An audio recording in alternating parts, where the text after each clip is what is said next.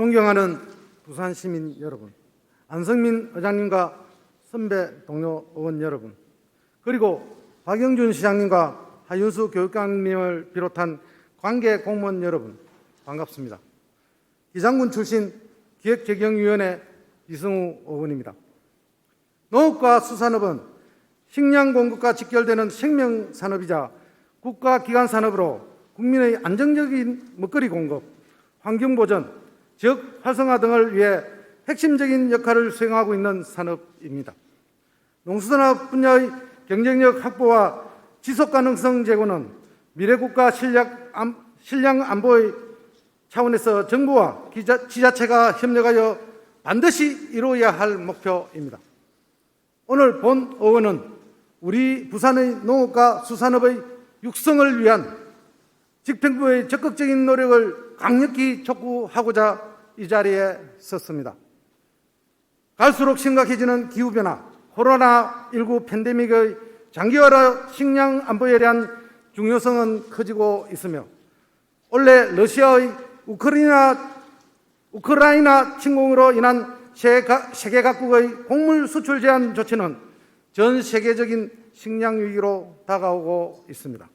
특히 우리나라는 소비하는 곡물의 약 80%를 수입에 의존하고 있으며 영국 이코노미스트가 매년 발표하는 세계 식량 안보 지수에서 32위로 경제협력개발기구 국가 중 최하위 수준에 머무르고 있습니다. 재해, 재난, 전쟁 등 특수한 상황으로 인한 글로벌 공급망 위기에 취약할 수밖에 없는 구조이며 식량 안보와 식량 주권의 문제는 국가 경제 전반에도 위협이 되고 있습니다.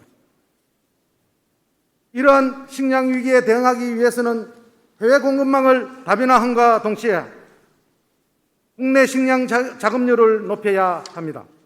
국내 식량 자급률을 높이기 위해서는 농업과 수산업에서 그 해답을 찾아야 할 것이며 그동안 경시되어 왔던 농수산업의 경쟁력 확보와 지속성 제고의 정책 역량을 강화할 때입니다.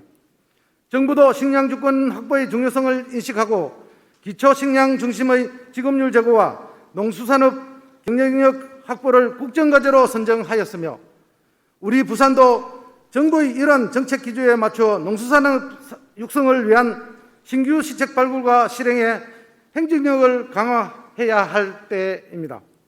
하지만 안타깝게도 지금의 부산은 식량 위기라는 중대한 위협에 대항하기 위한 예산과 인력 등 정책 추진 재원이 매우 부족한 상태입니다. 올해 부산시의 전체 예산 중 농수산 관련 예산의 비중은 0.93%밖에 되지 않습니다. 특히 전체 예산은 전년에 비해 7.28% 증가하였음에 불구하고 농업 관련 예산은 오히려 64억 원 이상 감소하였습니다. 인력 부분도 상황은 마찬가지입니다. 현재 부산시의 농수산업 관련 부서는 농수산융통과 수산정책과 수산진흥과 등 3개과로 구성되어 있으나 본청 전체 정원 5,168명 중 해당 부서 정원은 91명으로 1.6%에 불과합니다. 또한 행정기구 개편과 따른 정원 조정에 대한 조례 개정안에도 농수산업 관련 부서의 내용은 찾아볼 수가 없습니다. 부산시는 여전히 우리나라의 근간산업인 농수산업을 철저히 외면하고 있습니다.